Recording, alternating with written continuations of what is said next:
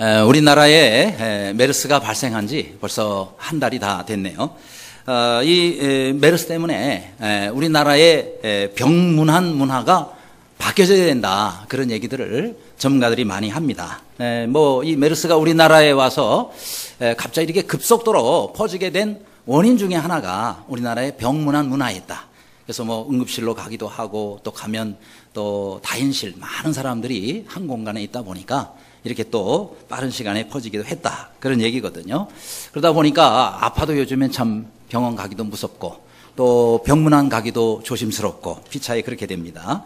아무쪼록 빨리 이 메르스가 종식돼서 이 모든 전염병이 다 이 땅에서 끝나기를 기도하시는 여러분들이 되시기를 바랍니다. 그런데 오늘 이 본문의 내용도 병문안 간 사건으로부터 또 시작이 됩니다. 여기에 병문안 가면서 한 가지 큰 사건이 일어납니다. 바로 이제 북이스라엘 왕 여호람 왕이 있습니다. 아합 왕의 아들이죠. 자, 이 여호람 왕이 하나님 앞에 많은 악을 행했어요. 그래서 하나님의 심판으로 그가 전쟁에 나가서 거기서 중상을 입습니다.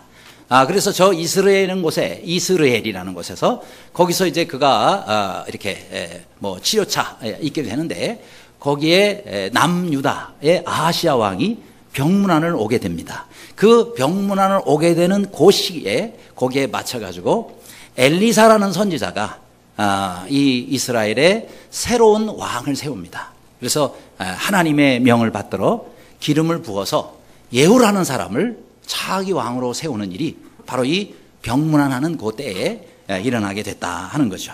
한 나라의 왕이 바뀌는 큰 역사가 일어나는 것이죠.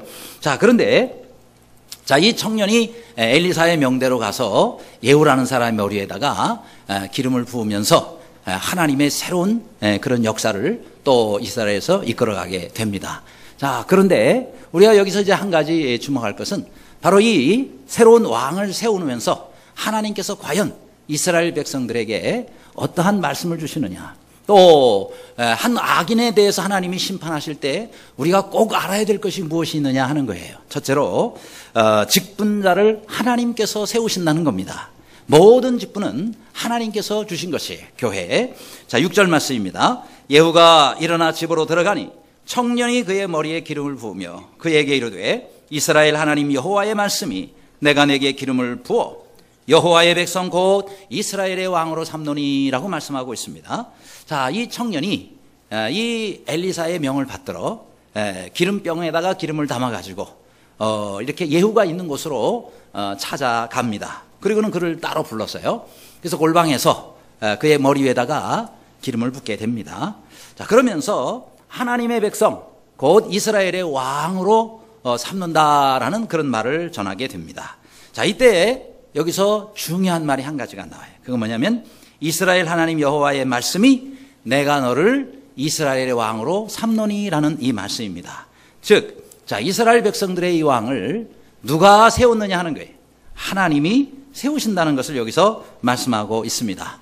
물론 사람이 기름을 부었고 또 많은 사람들이 동의해서 왕으로 추대합니다. 하지만 이것은요, 뒤에서 하나님께서 그렇게 하라고 허락하셨고 또 하라고 명하셨기 때문에 그런 일이 일어난 것이다. 즉, 하나님께서는 하나님의 백성들을 이끌고 하나님의 백성을 위해서 하나님께서 직분자들을 세우신다라는 사실입니다.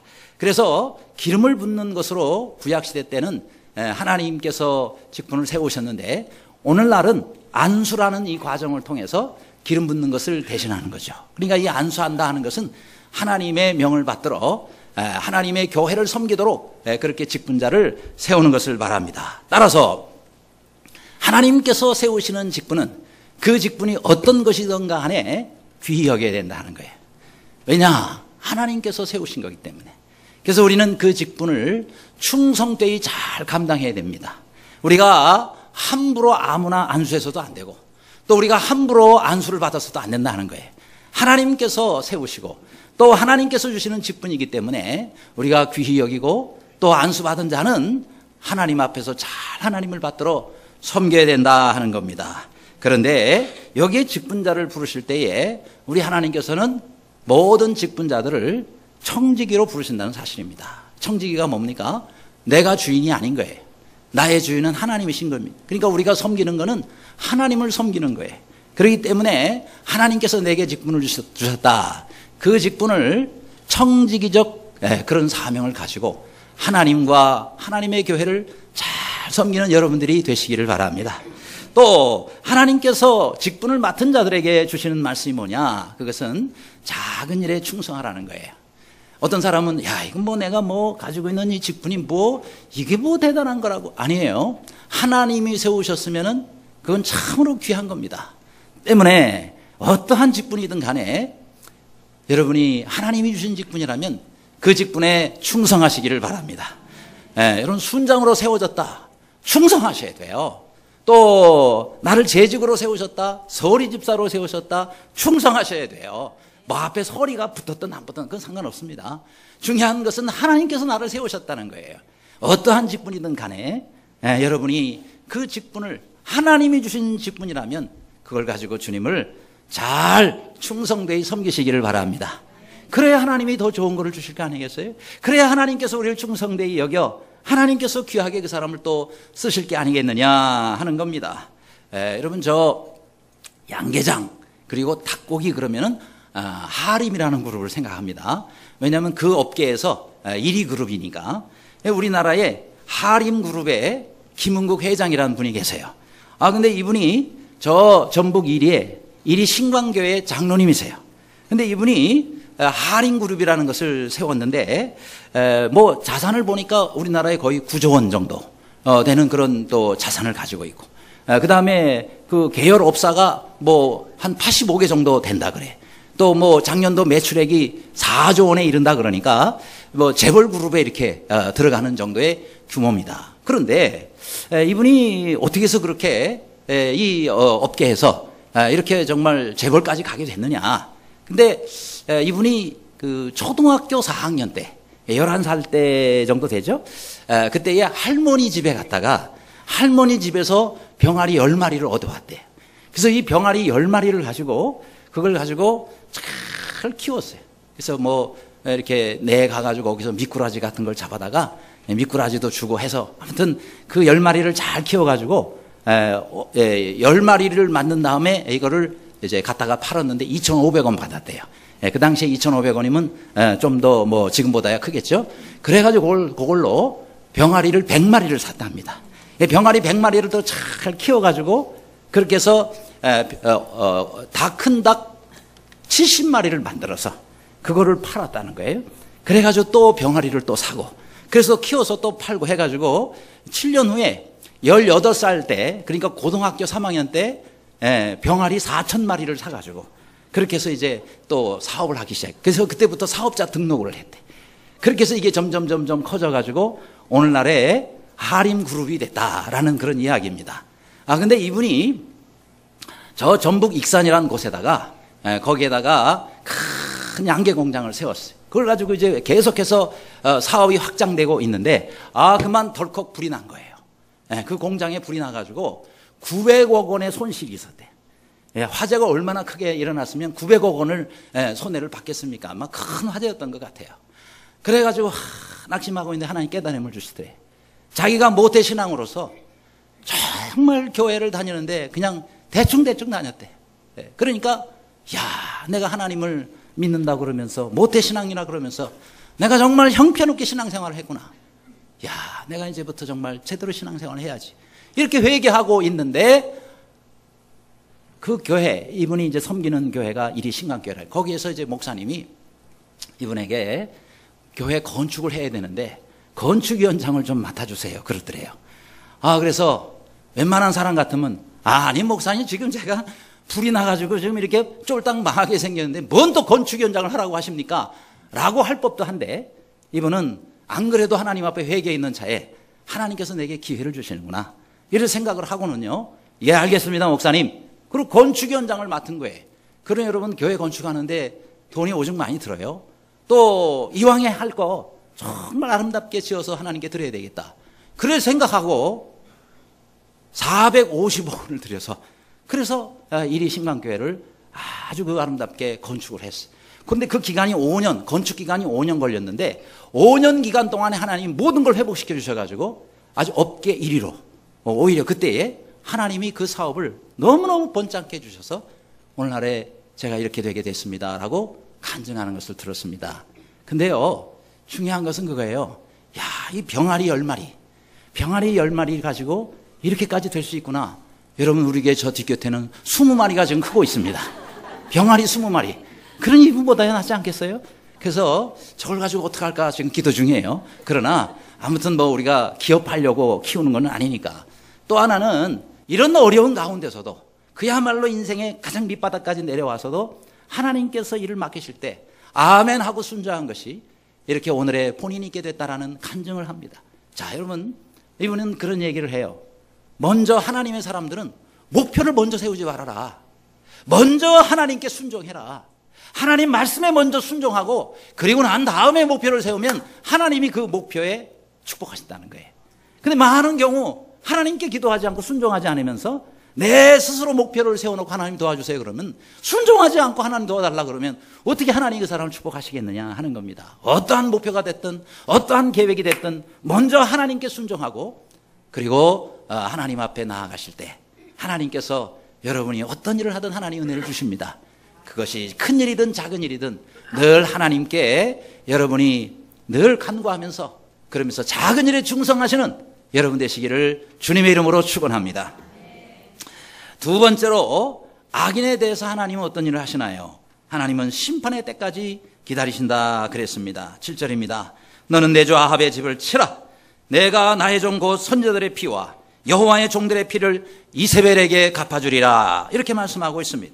여러분, 하나님은 예후에게 기름만 부으신 것이 아니 그를 왕으로만 세우신 것이 아닙니다. 그에게 중요한 한 가지 사명을 주셨어요. 그것이 뭐냐? 아합 왕의 가문을 치라라는 말씀입니다. 그러면 왜 하나님께서 아합 왕의 가문, 거기에 속한 모든 남자와 종들까지 다 멸절시키라라고 말씀하시느냐 하는 거예요. 그것은 다름이 아닙니다. 이 아합과 이세벨이 하나님의 종 선지자들의 피와 여호와의 종들의 피를 흘리겠다는 거예요. 그래서 하나님께서 내가 갚기 위해서 그러는 것이라고 말씀합니다. 자, 그러니 하나님께서는요, 아합 왕이 이세벨이 잘못했지만 그 당대에 바로 갚지 않고 그것을 한참이나 기다리셨다가 후대에 이것을 하십니다. 여러분, 그 이유는 이미 지난번에 말씀드렸어요. 하나님께서 당대에 그를 심판하시려고 했는데 그가 죄를 뒤집어 쓰고 옷을 짓고 그리고 하나님 앞에 회개하는 모습을 보였어요. 그래서 하나님께서 아합 왕 당대에 심판하시는 것을 연기하신 겁니다. 근데 만일 그 후손들이, 그의 자녀나 그의 후손들이 이 사실을 알고 하나님 앞에 엎드려서 정말 바르게 하나님을 믿고 섬겼더라면 하나님께서 내리고자 하는 그 재앙을 취소하셨을 거예요. 근데 그들은 그렇게 하지 않았어요. 아버지 아합의 잘못된 길을 계속해서 걸어갔어요. 그래서 하나님께서는 그 후대에 약속하신 대로 모든 남자와 그 집안에 속한 자들을 전부 멸절시키는 심판을 내린 것이다 하는 겁니다. 자, 우리가 한 가지 알아야 될 것이 있어요. 하나님께서는 우리 어떤 잘못이 있을 때 바로바로 갚지 않으신다는 거예요. 어떤 때는 몇 년 연기하실 수도 있고 몇 개로 연기하실 수도 있어요. 왜요? 회개할 시간을 주시기 위해서. 어떻게 해서든지 그 사람이 돌아오고 어떻게 해서든지 그 사람이 깨닫고 어떻게 해서든지 다시 회개할 수 있는 그 시간을 주시기 위해서 하나님께서는 바로바로 내리시지 않을 때가 많다는 거예요. 그렇다고 해서 하나님이 잊어버리신 것이 아닙니다. 하나님의 능력이 없으셔서 모르고 그냥 넘어가는 게 아니에요. 우리는 하나님께서 내게 기회를 주신다는 사실을 알고 우리는 기다려야 된다 하는 겁니다. 그리고 여기에 나오는 대로 하나님께서는 악이 찰 때까지 기다리시는 거예요. 그 사람에게 심판받을 죄, 그것이 찰 때까지 기다리신다라고 말씀했어요. 여러분, 이스라엘 가까이 있는 아모리 족속이라고 했어요. 이 아모리 족속의 심판을 받아야 할 악이 찰 때까지 하나님께서는 이스라엘 백성들을 애굽에 보내시고 무려 400년이나 기다리게 하셨어요. 왜요? 그 악이 찰 때까지 하나님 기다리시다고 그랬어요. 여러분, 우리가 이 시대에도 마찬가지입니다. 하나님께서 우리가 잘못할 때에, 사람들이 잘못할 때에 바로바로 벼락 떨어뜨리고 바로바로 그냥 꼬꾸라져 죽게 만들지 않으신단 말이에요. 어떤 때는 몇 년씩 기다리시기도 하고 죽을 때까지도 멀쩡할 때가 있어요. 그렇죠? 그런데요, 하나님은 심판의 날까지 전부 보존하여 두신 것입니다. 최후 심판의 날 하나님께서는 모든 것을 다 심판하실 것입니다. 그 전에 우리가 빨리 하나님 앞에 회개해야 됩니다. 빨리 하나님 앞에 나아가야 됩니다. 그런 은혜가 있기를 바랍니다. 신학자 에케르트라는 분이 계세요. 근데 이분에게 한 청년이 찾아왔습니다. 선생님, 제가 하나님께서 주시는 기쁨을 어떻게 체험할 수가 있습니까? 근데요, 저는 세상의 즐거움을 포기하는 일이 너무 힘듭니다. 왜요? 세상에 주는 즐거움도 좋고 또 하나님께서 주시는 기쁨도 내가 누리고 싶습니다. 어떻게 하면 좋겠습니까? 자, 이 신학자 에케르트가 말합니다. 형제님, 혹시 형제님은 하나님이 주시는 기쁨을 체험한 일이 있습니까? 글쎄요. 예, 제가 체험한 적이 있는 것 같습니다. 그랬어요. 그때 에케르트가 말합니다. 하나님께서 주시는 기쁨을 체험한 사람은 형제님 같이 그런 고민을 하지 않습니다. 왜냐하면 하나님께서 우리에게 주시는 기쁨이 세상의 기쁨과 비교할 수 없기 때문에 절대 그런 고민을 하지 않습니다. 그리고 세상에 주는 즐거움 미련 없이 버려버립니다. 왜냐하면 하나님이 주시는 기쁨이 너무 귀하고 너무 크고 영광스럽기 때문에. 그러면서 이분이 이렇게 비유를 드는 거예요. 사람은 항아리와 같습니다. 사람의 몸은 항아리와 같다. 거기에는 한 가지가 들어가야 됩니다. 예를 들어서 항아리 속에 반이 물이 차 있고, 반이 물이 차 있다면 나머지 반을 거기다가 포도주를 붓는다면 어찌 되겠습니까? 그러면 물도 버리고 포도주도 버리게 됩니다. 그렇죠? 여러분, 포도주만 담겨 있든지 물만 담겨 있든지 해야 물은 물대로 쓰고 포도주는 포도대로 쓸 거 아니겠습니까? 그런데 반이 물이 담겨 있는데 거기다가 나머지 반을 포도주를 부으면요, 물도 버리고 포도주도 버립니다. 우리 사람도 똑같다는 거예요. 사람도 내 속에 물만 차 있든지 내 속에 포도주만 차 있든지 그래야 되는데 세상 즐거움으로만 채우든지 아니면은 하나님이 주시는 기쁨으로 채우든지 그래야 해야 되는데 사람들은 안 그런다는 거예요. 세상의 즐거움도 붙잡으려고 그러고 하나님이 주시는 기쁨도 내가 채우려고 그러고, 그러니까 이것도 아니고 저것도 아니고 하나님이 주시는 기쁨도 오지 않고 세상이 주는 즐거움도 내게 오지 않는다는 거예요. 여러분, 하나를 선택하시기를 바랍니다.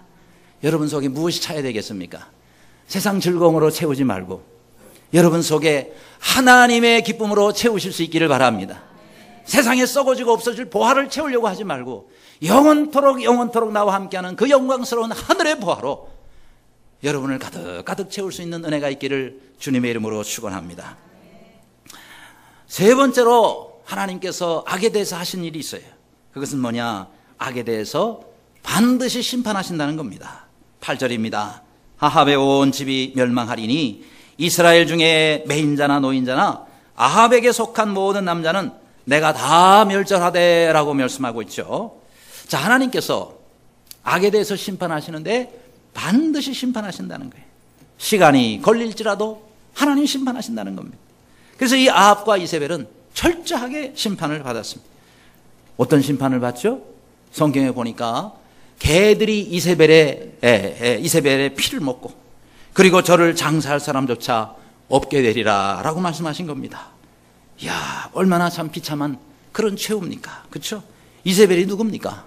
한 나라를 좌지우지하던 그런 여인 아닙니까?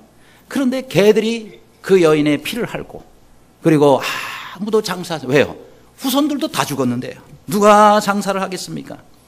그래서 우리는요, 우리에게 하나님의 의와 하나님의 선이 가득 차야지 하나님의 무서운 심판이 임하는 죄가 가득 차서는 안 된다 하는 겁니다. 아무쪼록 나에게 죄가 차지 아니하고 반대로 하나님의 의가 가득 차는 그런 은혜가 있기를 간절히 바랍니다. 내 안을 내가 무엇으로 채우느냐는 나에게 달린 거예요. 그렇죠? 내 안에 내가 뭘 채우느냐? 여러분, 죄가 찬다면 하나님의 무서운 심판이 나와 후손들에게 올 것이고, 반대로 우리가 하나님의 의를 채운다 그러면 나와 후손들이 하나님 앞에서 정말 영광스럽고 복된 삶을 살게 될 것이다 하는 겁니다.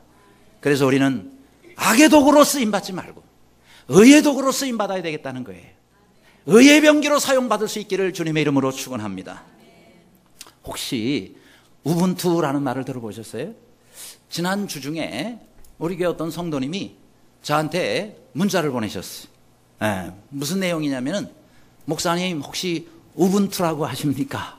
그러면서 이제 우분투에 대해서 쭉 설명하는데 제가 마음에 여러 감동이 있었어요. 뭔 얘기냐면 이 우분투는 저 남아프리카 공화국, 남아공이라고 그러죠. 거기에 반투어에 속하는 그런 말이래요. 그런데 이 거기에 남아공에 있는 여러 그런 부족들, 족속들이 있는데 수백 개의 부족들이 즐겨 쓰는 말이 바로 이 우분투라는 말이에요. 인사말이래요. 무슨 인사냐 하면은 내가 있기에 당신이 있고 당신이 있기에 내가 있습니다. 이겁니다. 그렇죠? 당신이 있어서 내가 행복하고 내가 행복하게 당신도 행복하고 그런 그 뜻의 말이라는 겁니다. 그러니까 내가 당신을 위하면 당신은 나 때문에 행복하고 당신이 또 행복하니까 나도 행복하고 그래서 우리 모두가 다 행복한 그런 삶이 되기를 바랍니다. 라고 우분투하고 이제 인사를 하는 겁니다. 그렇죠? 그래서 여기에 대해서 이제 이것이 이제 전체 세계에 퍼지게 된 것이 문화인류학자가 있습니다. 그 문화인류학자가 아프리카에 있는 그 부족들을 연구를 하는 거예요. 그러다가 한 부족에 가서 거기서 이제 아이들을 만납니다. 그래서 이 아이들에게 한 가지 게임을 제안을 했대요.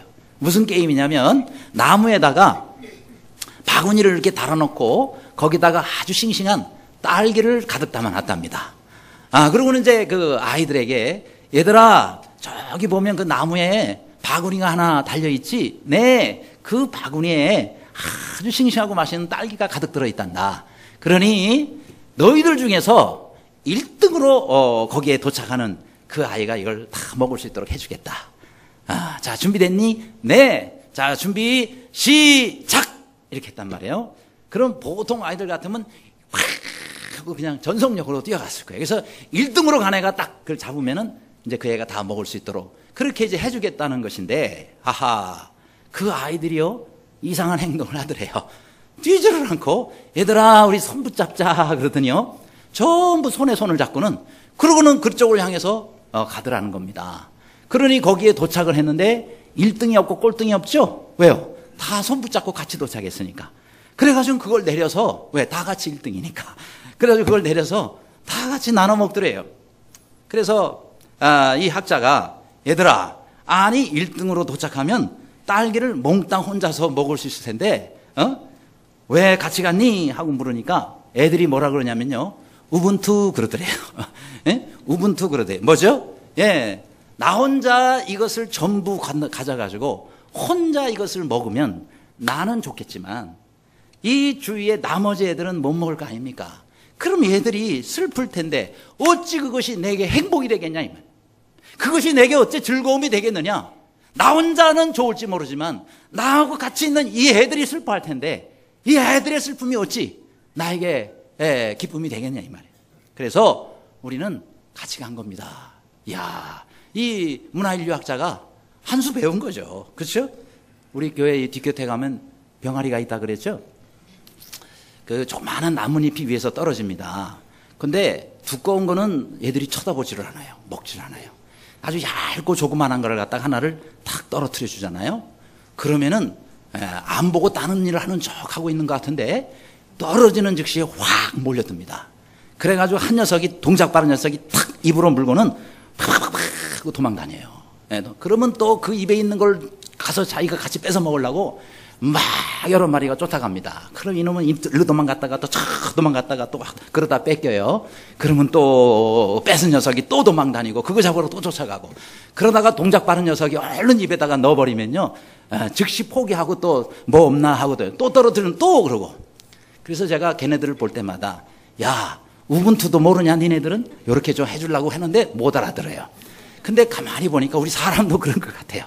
우리도 뭐가 하나 있으면 와 달려들어가지고 먼저 차지하고 약을르지롱 이러면서 혼자만 취할 수 있다. 그래서 야 우리 사람도 비슷하구나라는 생각을 병아리를 보면서 하게 됩니다. 그런데요 1994년도에 저 남아프리카 공화국에서 흑인 최초의 대통령이 됐던 만델라 대통령 기억하시죠? 재작년에 돌아가셨는데 이 만델라 대통령이 가장 많이 썼던 말이 우분투라는 말이래요. 그래서 그렇게 인종차별 정책이 무너지지 않을 것 같았는데 이분이 대통령이 되면서 우리는 우분투 정신을 가져야 됩니다. 어찌 소수의 백인만 잘 사는 것이 나머지 흑인들이 여기서 불행한 것이 어찌 이 나라의 행복이 되겠습니까? 우리 모두가 행복해야 행복한 겁니다. 그러면서 우분투를 외쳤어요. 그래서 인종차별 정책이 완전히 이 남아프리카 공화국에서 사라지게 됐다라고 이야기를 하고 있습니다. 여러분, 이것이 성경적인 가르침 아닙니까? 그렇죠. 내 이웃을 내 몸과 같이 사랑하라. 이 말 속에 다 들어있다고 생각합니다.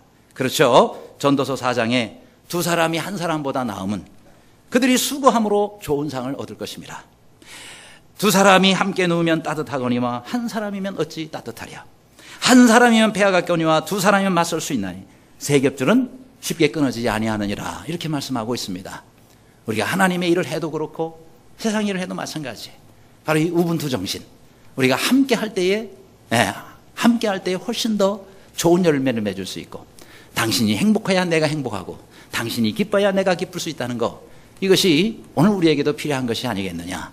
그런 의미에서 우리 옆 사람에게 한번 인사하겠습니다. 우분투의 은혜가 있기를 바랍니다. 시작. 네. 그래서 이런 우분투의 아름다운 열매가 가득한 우리 모두가 되시기를 간절히 바랍니다. 끝으로 악인에 대해서 하나님이 하신 일은 또 무엇입니까? 행한 대로 갚아주신다 하는 겁니다. 10절에 이스라엘 지방에서 개들이 이세벨을 먹으리니 그를 장사할 사람이 없으리라 하셨느리라 하고 라고 말씀합니다. 자, 개들이 이세벨을 먹는다 그랬어요. 정말 저주받은 죽음입니다. 그리고 그를 장사할 사람이 아무도 없다 그랬어요. 이게 바로 하나님께서 갚으시는 겁니다. 아무 도와줄 사람이 없는 거예요. 하나님께서는 바로 기다리시고 또 그들이 바르게 회복되기를 또 기다리셨지만 그들은 끝내 온전히 회개하지 않았습니다. 그래서 악은 악대로 하나님이 갚아주세요. 반대로 선은 선대로 하나님이 갚아주십니다. 그래서 여러분, 우리 악인이 일시적으로 잘 되는 거 부러워하지 마세요. 왜요? 성경이 이렇게 말씀하고 있습니다. 잠언 23장 17절에 내 마음으로 죄인의 형통을 부러워하지 말고 항상 여호와를 경외하라 그랬습니다. 그렇게 하시기 바랍니다. 또 그 다음 장 잠언 24장 1절에도 너는 악인의 형통함을 부러워하지 말며 그와 함께 있으려고 하지도 말라 그랬어요. 악인과는 함께 있으려고 하지도 말라. 왜요? 같이 악으로 빠지게 되니까. 같이 하나님의 심판을 받게 된단 말이죠. 그래서 부러워하지도 말고 또 함께 있으려고 하지도 말고 나는 오직 여호와 하나님을 경외하라라고 말씀하고 있습니다. 여러분, 우리 하나님은 악은 하나님이 이렇게 심판하시지만 반대로 우리 하나님께서는 또 선한 자에게 또 큰 상급으로 갚아주세요. 후대까지 갚아주세요. 성경의 말씀은 이렇습니다. 신명기 5장 10절에 보면 나를 사랑하고 내 계명을 지키는 자에게는 1000대까지 은혜를 베푸시느니라 이렇게 말씀했습니다. 따라하시기 바랍니다. 계명을 지키는 자는 1000대까지 은혜를 베푼다. 이게 제 말이 아니죠. 하나님의 말씀이면 믿으시기 바랍니다. 하나님께서 그렇게 주신다고 그랬어요. 첫째, 하나님을 사랑하고 둘째로 하나님의 말씀과 계명을 잘 지킬 때 하나님께서는 1000대까지 우리 후손들에게 은혜를 베푸신다. 여러분이 아무리 잘해도요, 여러분이 1000대까지 어떻게 좋은 영향을 미칠 수가 있겠어요. 하지만 우리가 하나님을 사랑하고 하나님의 계명을 잘 지키면 하나님이 우리 자손들을 책임지고 하나님이 우리 후손들을 책임져 주십니다. 그럼 확실한 거 아니에요? 이게 가장 복된 일 아니겠습니까? 그래서 우리는 내가 하는 것보다 하나님께서 하시도록 맡겨드리는 것, 이것이 우리 하나님께 우리가 은혜를 입는 거다 하는 거예요. 혹시 여러분 제임스 레인이라는 분은 혹시 아세요? 이분은 우리나라와 매우 관련이 깊은 분이에요. 6.25 전에는 미 정보장교로 우리나라에서 또 군에서 근무를 했었고, 또 6.25 이후에 50년대 말에는 연세대학에서 교수로 사역을 하셨습니다. 제가 알기로 작년인가 재작년에 이분이 연세대학에서 또 석좌교수로 이렇게 또 추대를 받아서 지금 연세대학의 석좌교수로까지 있으세요. 뿐만 아니라 주한 미 대사, 우리나라의 미 대사로 또 오랫동안 근무를 했습니다. 제16대 주한미 대사로도 계셨어요. 우리나라 굉장히 관계가 깊어요. 자, 근데 이분이요, 우리나라에서 근무를 마치고 이제 본국으로 돌아가서 에모리 대학이라고 그 대학에서 교수로 사역을 하고 있었어요.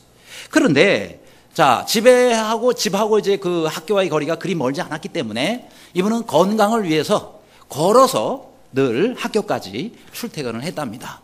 그런데 이제 그 학교까지 가는데 중간에 아마 조그마한 공원이 있나 봐요. 그래서 그 공원 벤치에 한 노인이 이러고 외롭게 혼자 앉아 있는 거예요. 그래서 참 외로운 노인이구나 이런 생각을 하고는 그분 옆에 다가가서 안녕하세요. 저는 누군데요. 이렇게 또 혼자 나와 계시네요. 하면서 다정하게 이분에게 말을 붙이면서 인사를 나누고 말벗이 되었습니다. 그 후에 시간이 날 때마다 그 노인을 찾아갔어요. 그래서 커피도 같이 마시고 그 다음에 또 집에 잔디도 깎아드리기도 하고, 왜냐하면 그 노인보다 본인이 더 젊기 때문에 잔디도 깎아드리기도 하고, 그래서 한 2년 동안을 그분하고 아주 친하게 그렇게 교제하면서 말벗이 되어주었습니다. 그런데 어느 날 그분이 보이지를 않는 거예요. 무슨 일이지? 하고 이제 갔더니 그 집에서 그 노인이요, 예, 어제 돌아가셨습니다. 그러더는 거예요. 돌아가셨구나. 그래서 이제 그분 장례식장에 찾아갔답니다. 그래서 이제 문상을 마치고 그리고 잠시 앉아 있는데 어떤 한 분이 이 레이니 교수에게 와가지고 봉투를 하나를 주는 거예요. 이게 뭡니까? 그러니까 이거는요, 우리 회장님께서 선생님에게 꼭 전화드리라고 그렇게 남긴 유서입니다. 그러는 거예요. 유서요? 그래서 회장님이라니요, 그분이 무슨 회장입니까? 그러니까 코카콜라 회사 회장님이라는 거예요. 코카콜라 회사 회장. 그러니까 자기는 그걸 모르는 거예요. 그분이 너무 수수하고 그리고 은퇴해가지고 회장직을 은퇴하고 그리고 이렇게 혼자 공원 벤치에 나와 외로운 모습을 있었기 때문에 그저 말벗이 되어드린 정도인데 이분이 코카콜라 회사의 회장이라니. 그런데 자, 이 유서의 내용이 궁금하지 않습니까? 그래서 열어서 읽어봤어요. 이런 내용이 적혀 있더랍니다. 레이니 씨, 당신은 2년 동안 내 집 앞을 늘 이렇게 지나다니면서 내 말벗이 되어준 아주 좋은 친구였어. 우리 집들의 잔디도 함께 깎아주시고 또 커피도 나눠 마시고 나의 좋은 친구 레이니, 너무너무 그동안 고마웠어요. 그러면서 나는 당신에게 너무 고마워서 25억 달러의 유산을 남기고 코카콜라 주식 5%를 당신에게 유산으로 드립니다. 이런 내용이었어요. 25억 달러 그러니까 감이 잘 안 잡히죠. 지금 돈으로 해도 2조 5천억 원이에요. 거기다가 지금 뭐 이게 몇십 년 전의 일이니까 그거 계산하면은 아마 뭐 수조 원 정도가 되겠죠. 거기다가 코카콜라 주식 5%니까 대단한 그런 그 유산이었습니다. 그런데 이거를요, 자기 가족이 아니라 말벗이 되어줬다고, 2년 동안 말벗 되어줬다고 이분에게 유산을 남긴 거예요. 이걸 어떻게 쓰나 하다가 자신이 속한 에모리 대학의 학교 발전 기금으로 다 내놔놨어요. 그래서 이 에모리 대학이 굉장히 이분 덕분으로 학교가 발전을 하게 돼가지고 미국 남부에서 최고의 종합대학으로 그렇게 학교가 발전하게 됐답니다. 물론 이분은 지금 이 레이니 교수는 그 학교의 명예총장으로 그렇게 있으면서 지금도 우리나라와 남북 관계를 돕는데 이분이 많은 역할을 하고 있어요. 아직도 살아 계세요. 자, 그런데 뭐 얼마나 많은 유산을 받았느냐 이게 중요한 것이 아니고 이게 뭐예요? 이분이 선을 쌓은 거죠. 그 사람이 회장인지 뭔지를 몰랐지만 그러나 그분에게 자기는 말벗이 되어줄 친구가 되어준 것밖에 없어요. 그런데 이런 은혜를 베풀어 주신 겁니다. 이분이 또 목사님이에요. 하나님께서 또 이렇게 아주 귀한 마음으로 그분을 섬긴 것인데 이렇게 좋은 결과가 돼서 왔다. 여러분, 우리가 어떤 선을 행하든 여러분, 우리가 이 땅에서 받는 것도 있어요. 이분처럼. 그러나 우리가 이 땅에서 받지 않는다 하더라도 하나님이 다 보고 계신단 말이에요. 하나님이 다 알고 계신단 말이에요. 반드시 하나님께서 우리에게 좋은 것으로 갚아주실 걸로 믿으시기 바랍니다. 그래서 갈라디아 6장에 사람이 무엇으로 심든지 그대로 거두리라. 자기의 육체를 위하여 심는 자는 육체로부터 썩어진 것을 거두고 또 성령을 위하여 심는 자는 성령으로부터 영생을 거두리라. 우리가 선을 행하되 낙심하지 말지니 포기하지 아니하면 때가 이름에 거두리라. 이렇게 말씀하고 있습니다. 따라하시기 바랍니다. 포기하지 아니하면 때가 이름에 거두리라. 주님께서 거두게 해주시겠다는 약속입니다. 여러분, 오늘이 우리 교회 입당 11주년 되는 날입니다. 참, 우리가 들어온 것은 2003년도 9월 달에 들어왔어요. 9월 2일 날. 그런데 그 다음에 2004년도 6월 달에 비로소 입당 감사 예배를 드렸어요. 왜 이렇게 시간 차이가 있느냐? 그거는 여기 들어오니까 여기 공장이에요. 공장을 우리가 인수를 해가지고 그렇게 해서 예배 드릴 수 있는 공간을 만들려니까 이거 다 공사한 거예요. 그리고 또 2층은 2층대로, 1층은 1층대로, 식당은 식당대로 이렇게 공사를 하다 보니까 이제 어느 정도 공사가 돼서 이제 우리가 예배 드릴 수 있는 정도가 됐다. 그게 이제 그 다음에 6월 달이 된 거예요. 그래서 정확히 얘기하면 6월 27일 날, 2004년도 6월 27일 날 우리가 입당 감사 예배를 저 사진처럼 그렇게 드리게 된 것입니다. 그런데 여러분, 우리 교회가 그때 아무것도 없었어요. 개척한 지 2년 만에 뭐가 있었겠어요. 그런데 참 거기서 그 율곡회관에서 우리에게 있는 그 전세금도 우리가 사실 우리 돈이 아니잖아요. 여러 성도들의 헌신으로 그렇게 되어 있는 건데, 그거를 2배를 달라는 거예요, 전세금을. 그러니 그 돈이 어디 있습니까? 그렇지 않아도 좁아서 나가려고 그랬는데 이게 때가 됐구나. 그리고는 주변에 있는 많은 우리가 이사 갈 때를 알아보니까 좀 마땅한 데가 없어요. 그래서 늘 기도했어요. 40군데를 다녔습니다. 근데 그때마다 하나님은 더 좋은데, 볼 때마다 더 좋은 데를 보여주시는 거예요. 그 중에 제일 좋은 데가 여기였습니다. 근데 여기는요, 그렇게 비싸요. 여기가 상당히 비싸요. 그 당시에 50억 원을 달라 그랬어요. 근데 50억 원이 없어요. 5천만 원도 없는데 50억 원이 어디 있습니까? 그래서 기도했더니 일주일 만에 11억을 깎아주더라고요. 그래서 39억에 여기 들어왔습니다. 그런데 사실 우리가 그 비용이 어디 있겠어요. 근데 참 감사하게도 은행에서 우리에게 대출을 해줬어요. 개척교회 뭘 보고 대출을 해줬겠습니까? 그것도 A+급으로 대출을 해줬어요. 그것도 감사하고. 그래도 부족한 거예요. 그러니까 또 몇 분들이 또 이렇게 도와주어서, 그렇게 해서 우리가 지금 이 공간에서 예배드리고 여기서 우리가 하나님을 섬기고 있는 겁니다. 저는 은행에 참 감사해요. 왜요? 빌려줬기 때문에. 또 개인적으로 빌려준 분들 감사해요. 왜요? 다른 분들 하기 어려울 때 그분들이 자신의 있는 것을 해서 빌려준 거예요. 그러니 우리 감사하죠. 아무쪼록 우리는 입당을 했는데 이제 남은 거는 헌당이 남았네요. 또 하나님이 은혜 주시면 그것도 우리가 감사하게 받을 수 있으면 좋겠습니다. 중요한 것은 여러분들이 귀한 기도와 헌신이 있어서 우리가 지금 누리고 있다 하는 사실입니다. 그래서 우리가 오늘 이 시간에 예배드리면서 하나님께 감사하는 것 아니겠습니까?